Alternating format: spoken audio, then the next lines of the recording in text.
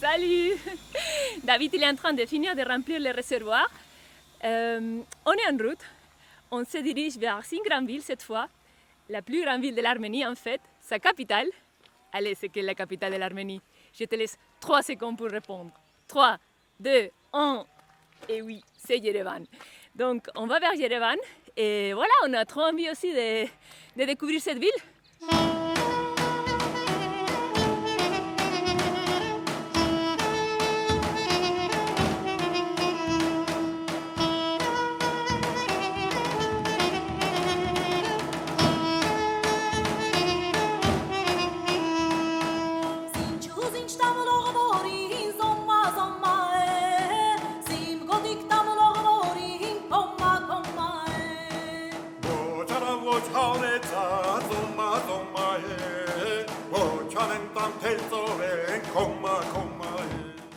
Faut que je te montre où est-ce qu'on vient d'arriver. Attends, parce que c'est tellement énorme qu'il faut peut-être que je cours là.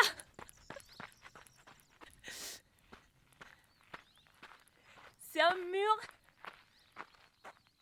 Ah, ça se voit pas du tout. Attends. Ça c'est la Willy et ça c'est un mur noir énorme.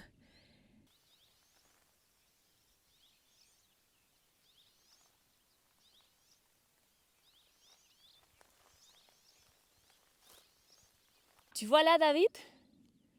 Il est tout petit. Bon alors ici, tu vois, si on regarde plus proche cette matière, en fait, ça tombe. Tu touches un peu et ça tombe. En fait, c'est comme des cailloux. Voilà. Et en fait, j'ai l'impression que tout ça, ce que tu vois ici, ce mur et ce qui est derrière, c'est une carrière. Donc ça veut dire qu'ils ont enlevé ce matériel, comme c'est des petits cailloux. Et en fait, là, derrière nous, dans en fait où c'est vert, donc si on enlève le vert, en dessous il y a partout cette matière. Donc moi j'ai l'impression que tout ce volcan en dessous, c'est cette matière du volcan qui a explosé et qui s'est mis sur le volcan. Et après, effectivement, il y a la nature qui a poussé dessus et c'est tout vert. Mais en bas, en fait, je pense qu'il y a partout cette matière. Et là, on le voit très bien parce qu'en fait, ils ont enlevé en fait tous ces cailloux et pour les utiliser. Ah, ça, c'est ma théorie. Et en fait, là, tu vois les oiseaux qui ont fait des nids, des trous dans le mur. On va sortir la voiture de là parce que c'est vrai que la sable, ça fait un peu impression. S'il y a un truc qui tremble, tout tombe.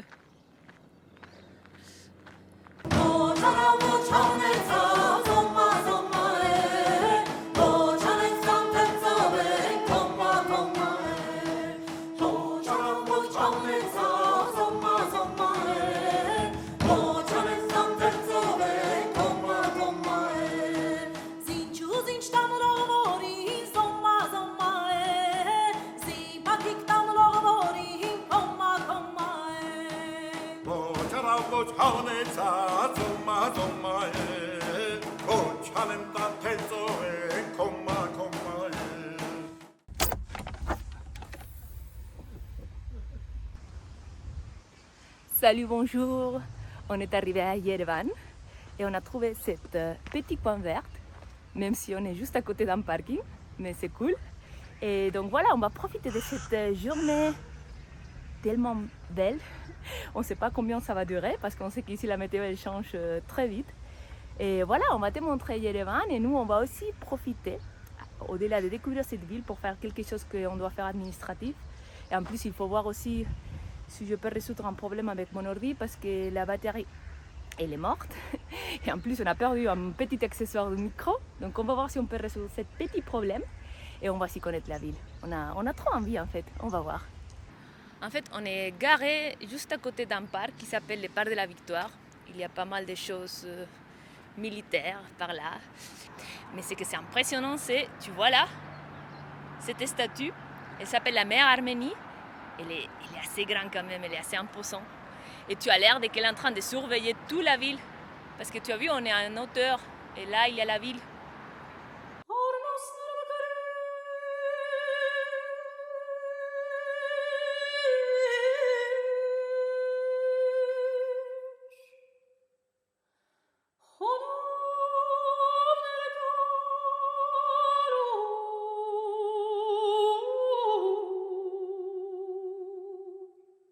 J'attends David qu'il est allé chercher ses lunettes.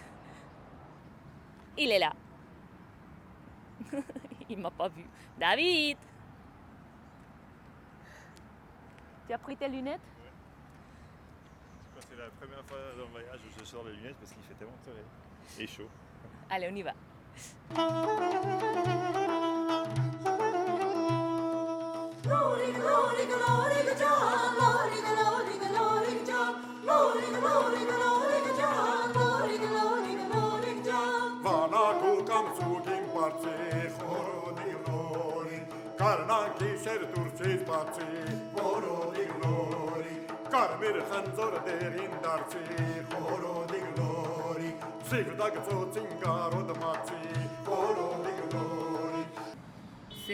En fait, c'est une ville avec beaucoup de monuments très imposants, très larges, très hauts. Ouais, effectivement, des fois on ne sait pas très bien de quelle période ça date, si c'est des soviétiques, des arméniens et autres. En tout cas pour l'histoire récente, ces derniers, on va dire 100 ans, il y a quand même, on va dire, un lien tellement étroit entre l'Union soviétique et le pays aujourd'hui, donc en l'occurrence l'Arménie ou la Géorgie. Et en fait, quand tu regardes l'histoire, en fait, c'est des fois difficile à savoir si c'est l'histoire du pays, donc en l'occurrence l'Arménie, si c'est l'histoire de l'ex-Union soviétique, etc. Donc c'est pas tout facile. Et on a aussi appris hier, aussi par exemple, un des enjeux liés à l'Union soviétique de l'époque. Donc l'Union soviétique, ils avaient une économie planifiée. Donc je ne sais pas exactement le mot en français, mais voilà, c'est l'État qui planifiait l'économie. Et dans toutes les régions de l'Union soviétique, ils ont eu des régions qu'ils ont planifiées pour ça. Donc apparemment, la Géorgie a été plus ou moins désignée pour produire du vin. Donc c'était un peu la cave à vin de l'Union soviétique. Et du coup, l'Arménie était plutôt prévue pour la production de cognac, donc oui, le marc. Et donc du coup, on va dire qu'ils ont moins à l'époque investi dans le vin.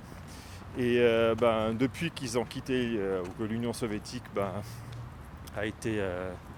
est tombée, donc les Arméniens, ils ont aussi réinvesti dans le vin, parce que le vin, effectivement, il y a une histoire centenaire ou millénaire même. Et donc du coup, ils ont réinvesti là-dedans. Donc c'est aussi intéressant de voir comment, on va dire, ces différents pays étaient aussi dépendants de la planification de l'Union soviétique. Voilà, ça c'est pour un peu d'histoire.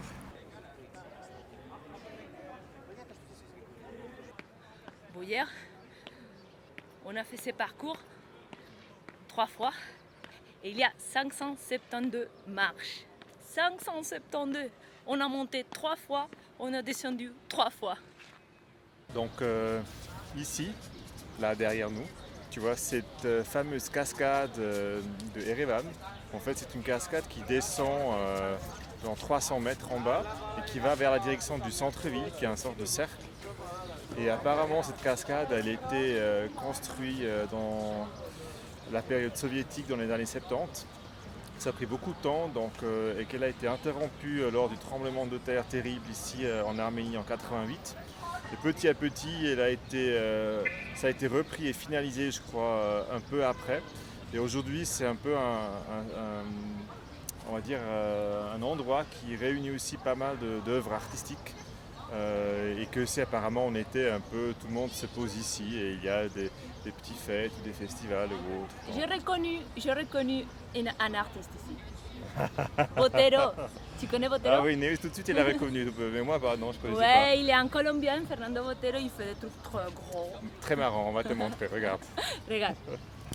Botero, c'est lui. Mais là, on commence là-bas parce qu'il y en a un là. Mais attends, tu as vu ça? Ça, c'est typique de Fernando Botero. Bon, j'espère que je ne me trompe pas. Hein. Fernando Botero, Colombia. Ouais. Mujer fumando. Femme en train de fumer. Et voilà. Attends, je te montre la femme. Maintenant, je vais te montrer l'homme. Voilà, ça c'est l'homme. Aïe, pardon. Là. oui, oui. Non, quel ridicule.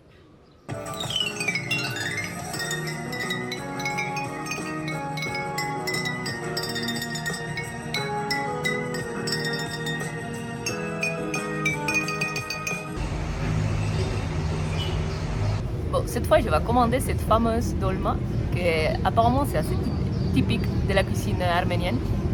Donc on va voir qu'est-ce que c'est. Ça c'est les dolma. C'est fait avec des feuilles de vigne. Ça c'est dit comme ça, David, feuilles de vigne. Et il y a la viande dedans, c'est l'agneau. On va voir qu'est-ce que ça donne. C'est comme ça.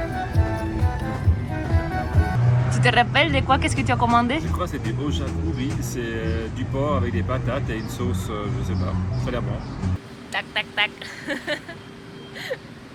Quoi? Bon, il était pas si mal ce resto finalement. Non, il n'était pas si mal, mais c'était vraiment pour les touristes. Mais Ce qu'on est. ce qu'on est un peu ici, c'est vrai, tout à fait. Mais c'est vrai, on a marché pendant longtemps, on n'a pas trouvé beaucoup de choses un peu plus populaires. Il y a beaucoup d'endroits un peu chic avec la cuisine internationale et voilà, c'est un resto arménien, un cuisinier arménien qui apparemment a eu des bons retours. Ouais. Et c'était pas si mal, mais oui, les on a prix, mangé mieux déjà. Les prix ils changent un peu. Ouais, les prix changent vachement. Ouais, entre la campagne et la ville ici, c'est quasi le double. Ouais, c'est vrai. Mais bon, voilà. On est contente. Avec les ventres pleins, nous on est toujours contents.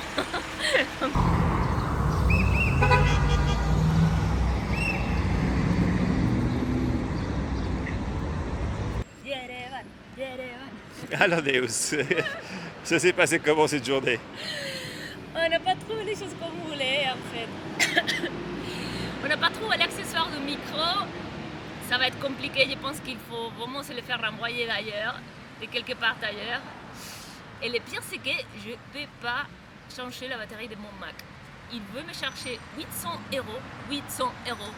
Il veut me changer la moitié de l'ordinateur. Ben, ça chez Apple, chez un partenaire d'Apple. Bon, c'est fou ça. Non, il veut vraiment mal. Ah, mais je pense qu'on va trouver une solution. On va chercher dans les marchés noirs. Parce que sinon, moi non, je peux. Et sinon, en fait, je sais pas quoi te dire de plus. Et pour nos démarches administratives Non, ça va pas, les choses, ça va. On n'a pas pu trop avancer. Les frontières en Azerbaïdjan, elles sont encore fermées.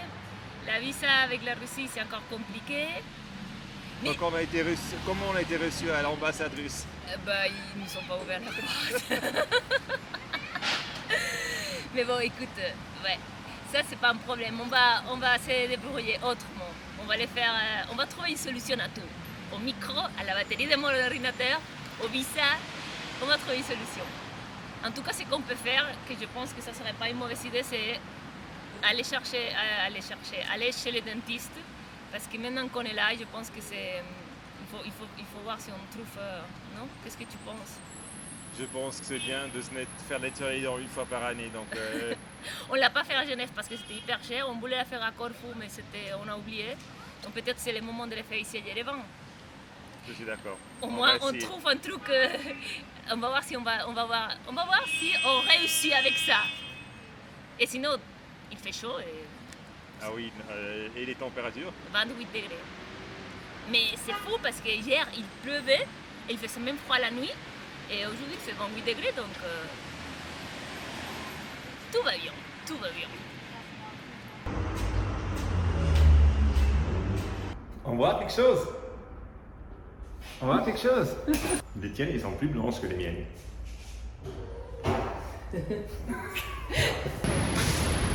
Bon, on a fait le service annuel.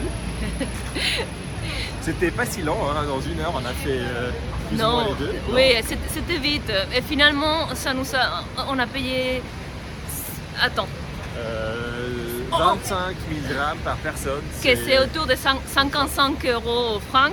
Ouais. Et il y avait une autre option plus basique, que c'était seulement l'eau à pression et tout ça. C'était 16 000 lari, ça c'est autour de 35 francs ou euros, c'est la même chose. Mais c'était trop basique. Donc une fois qu'on l'a fait, on l'a fait bien fait, non? Oui. On peut continuer à surer.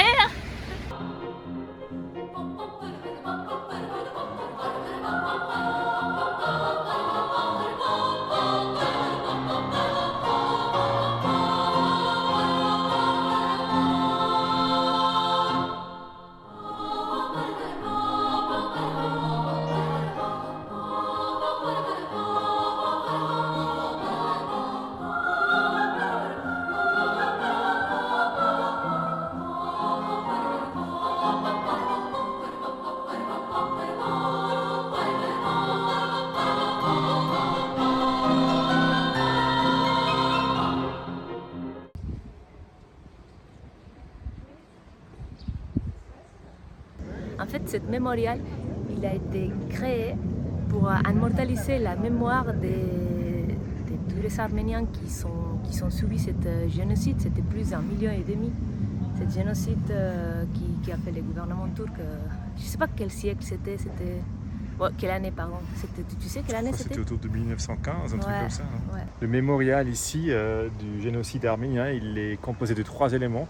Donc tu as en fait le temple, là où on a descendu en fait avec ces 12, je crois que c'est des stèles, ça se dit. Tu descends et en fait tu dois baisser un peu la tête quand tu descends pour montrer le signe de respect par rapport à toutes les personnes décédées. Après, tu as cette pointe qui est 44 mètres de haut, tout fin, ça symbolise la renaissance du peuple arménien. Et tu as le long mur qui, en fait, indique les principales grandes villes en Turquie qui ont été vidées de la population arménienne. En fait, c'est ces 3 éléments. Et depuis 1995, je crois, ils ont rajouté un 4e élément qui est le musée, qu'on va voir maintenant.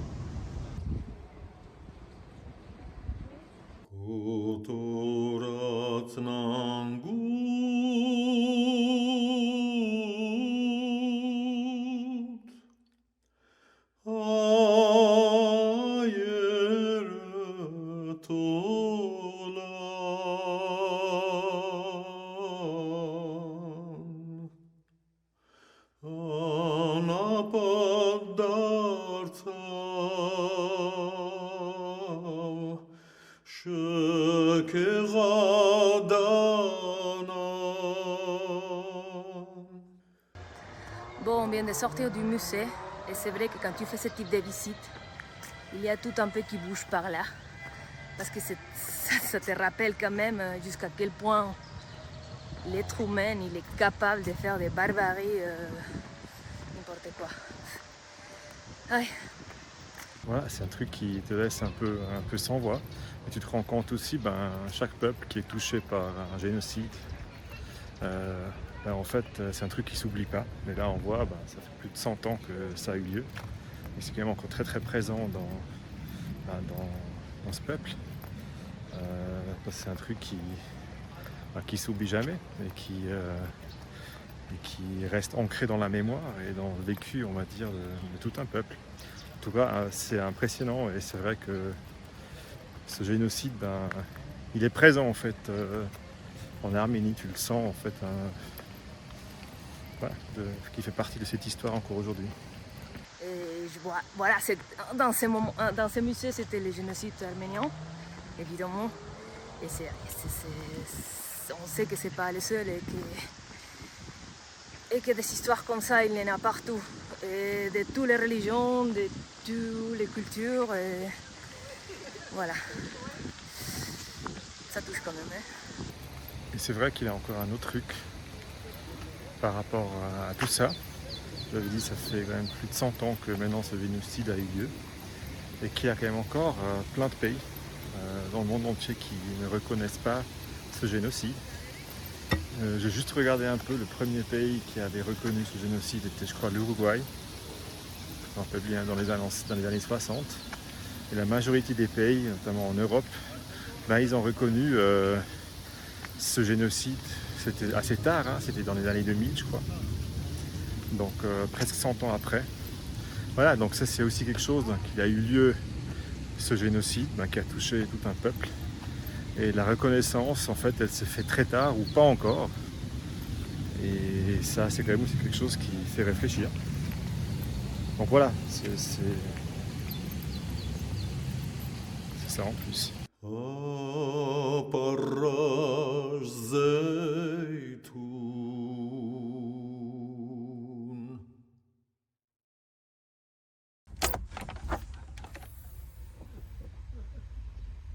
Bonjour, c'est 7h30 du matin. Et bon voilà, on va déjà partir d'ici de Yerevan. Mais avant, on va faire une rotation de pneus. Parce que c'est quelque chose qu'on voulait déjà faire à Tbilissi et que finalement les garages avec tous ces trucs de l'LSD et tout ça, il a oublié. Je sais pas, il y avait un truc pour lequel il ne pouvait pas le faire. Donc on va essayer de la faire nous-mêmes. On n'a jamais fait ça. Mais voilà, c'est David qui va nous guider. Tu es où, David? Alors, Pourquoi faire une rotation des pneus? En fait, vu qu'on a 5 pneus, donc une des 5 c'est la roue de secours, donc en fait comme ça ils vont s'user tous d'une manière régulière. Et en fait on en profite parce que c'est la première fois qu'on doit changer une roue sur cette voiture parce qu'on n'a jamais eu besoin. Donc on va aussi voir avec les outils, avec descendre la roue de secours et tout ça. Donc on va un peu s'entraîner aussi, ce qui est pas moins bien parce que le jour où on devra vraiment changer une roue, on saura comment. Exactement. Allez, on va s'attaquer à ça. Donc celle-ci, c'est les crickets d'origine, c'est ça? Oui. Mais on n'est pas sûr si ça marche ou pas. Parce qu'en fait, la voiture, elle a été surélevée. Hein, parce que les suspensions, ils ont été surélevés. Et donc, du coup, en fait, on va voir jusqu'à quel point le cricket, on peut le monter. Si on peut le monter assez haut pour changer de roue. Ça se voit que j'ai aucune idée de tout ça. Mais ma volonté, c'est d'apprendre.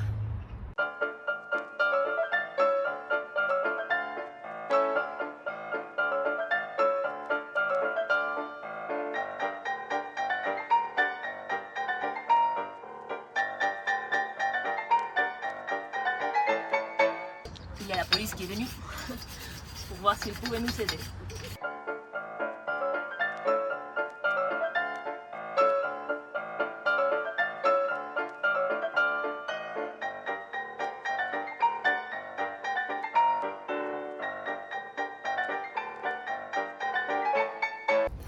Bon alors, celle-ci elle est faite et maintenant on doit faire ça encore 3 fois, c'est ça David? Ouais. Et remettre l'autre de sécure derrière.